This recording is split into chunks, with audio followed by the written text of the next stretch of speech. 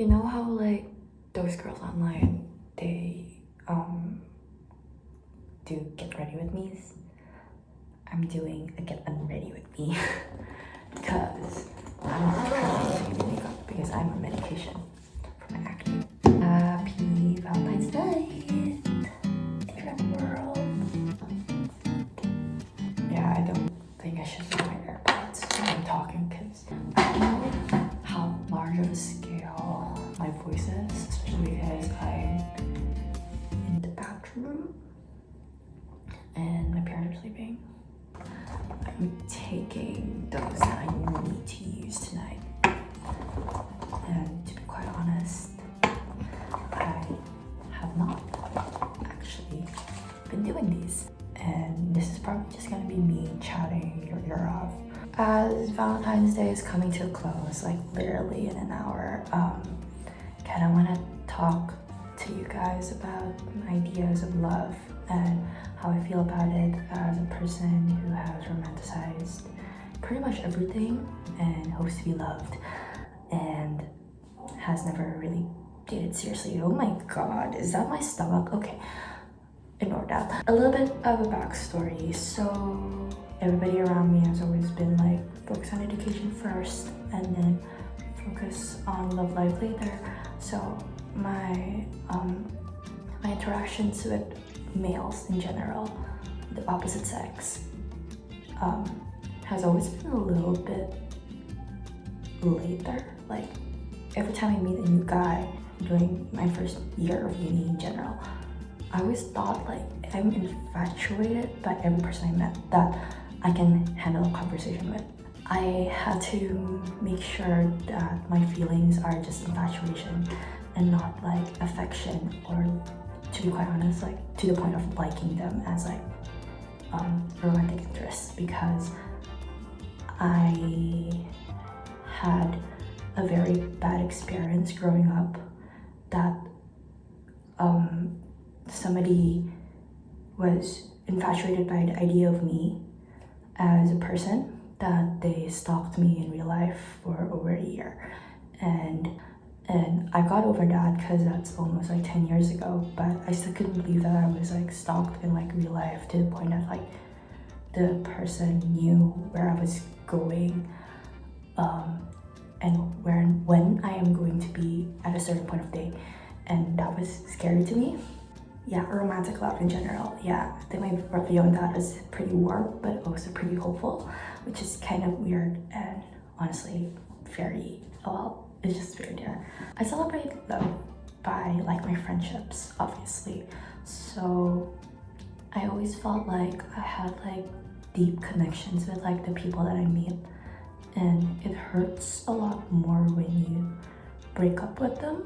Like you're not as close friends anymore, you don't really talk a lot, and I think that those relationships hurt me more than the situationships that I get with males, like the people that I thought I liked in uni. Automatically, like always assumption and everything is, oh, my friendship's gone, there's something wrong with me.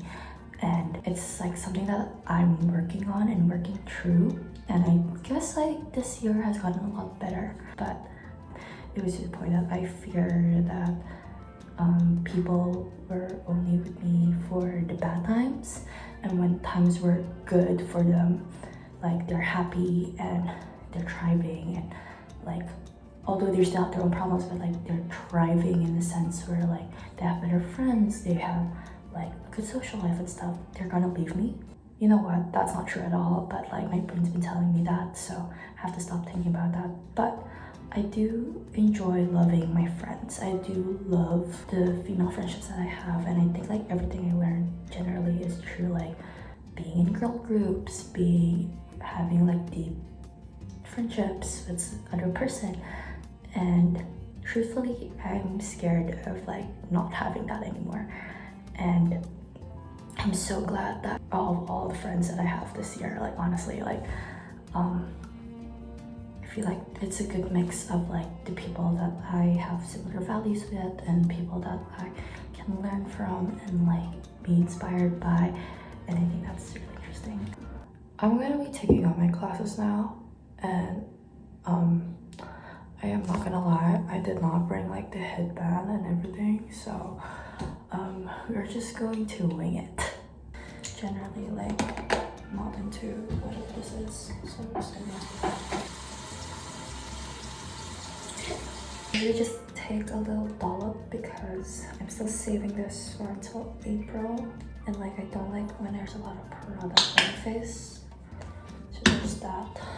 I was saying how I love my female friendships, obviously, but my views on love have warped since, mostly because I see my friends come into love, go out of love, come into love again, and then now I feel like 21. Some of my friends are getting engaged, some of my friends are getting married, and then I'm just here, I'm just like trying to finish uni. It's just very weird. And then even when I'm finishing uni, like there's always somebody else that's like doing uni faster than you, and like they have like their jobs lined up, and like I'm just trying to get by my life. Like I'm very privileged enough that like I have a few options for like my future, like currently, but I don't know.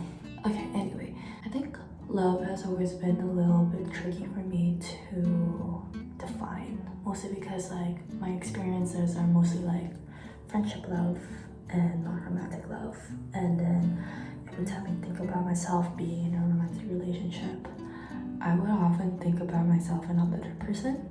And I talked about this before. Where like, oh, maybe I'm just unlovable because like nobody can see me like this, and I don't want them to see my bad parts. And then she would say, why don't you want the other person to see your bad parts? Isn't that just loving your person?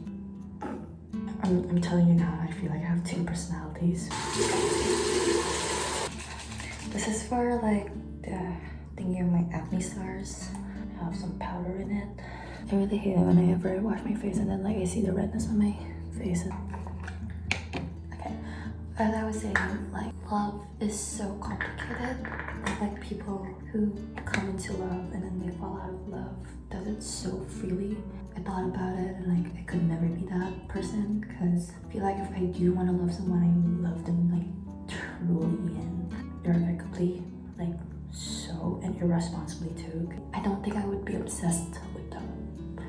Most of my friends who are getting into relationships are pretty obsessed when they first came to be.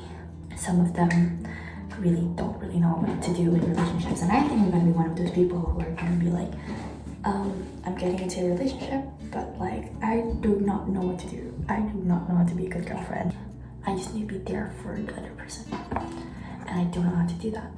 And then like it's super irrelevant and whatever, but like I kind of want to be the person that like they need. Actually, I've been rereading Kaguya-sama Wants to Be Confessed To, and listening to my love song and love dances playlist. So like sad love songs. Sad love songs give me life. This is the Vaseline lip therapy. I've been using this quite a lot. Obviously, the topic of love does not stray far from self-love. Self-love is very important, obviously, and I think in that area of self-love, I have managed to be okay with like myself. I accepted like my insecurities and my limitations as a person. I also know in order to take the good, I also have to take the bad, and like sometimes the bad outweighs the good in myself, and I don't actually want to be anybody but myself. However, I do want to stress out that sometimes I have flashes of like I don't want to be inside my brain. Even then, like I really don't want to be in anybody's body but mine. I think for me, something that I think I should work on in like the area of love is mostly like how can I be in love with like other people and loving myself within other people. And I think that is also like an important conversation to have, because even if you love yourself and have all these like self-love properties, sometimes it's good to know how loved you are within other people in your circles. and I think it's something that I need to work on in the future. I don't know, I think that's something really interesting. And yeah, what are my final thoughts about love? I think love is inevitable. Like, as people, like, we cannot help who we are attracted to and who we are compelled with. I think this would be such a good like dissertation topic. I've written quite a few essays for uni about love, and I think it's super interesting how love is mostly seen in movies as like of such a feminine thing, and we want that kind of love because we're so used to like reading romanticized versions of men and love in general because of books and TV shows. But inherently, actually, if it was adapted to screen, that means it's the male gaze version of love, and that's not it. Like, I'm sure that like there are a lot of movies these days that aren't adapted through the male gaze of love, but yeah, I think most of the time when we think about love, it's always like sensual and something emotional, but like sometimes it's just about like being with the person. And before I get too mushy on here, I do want to say happy love day to whoever celebrates it, and I wish to celebrate it one day soon. But for now, I'm just going to love myself and love the people around me, keep those friendships. And sometimes loving someone, like, to be honest, if you love someone so much and you know that they're not good for you, like friendship wise or like boyfriend wise, and you just want the best for them and like their journey, just let them go. Honestly, I think letting them go is one of the hardest things that like you have to cope by yourself, but you'll get over it. And if it's just something new and like exciting and you want to try it, I think you should see where it goes and end up with. And it's always about the journey, you know, not the destination. So I think that's some words to live by, especially when you're in love and in a relationship. And the same thing as like the relationships that you've made since like childhood and friendships that you made with other people. And it's very late that I don't really know what I'm talking about, but I'm gonna end this video. Thank you so much, internet world, for listening to me talk about love while I get unready. So yeah, bye.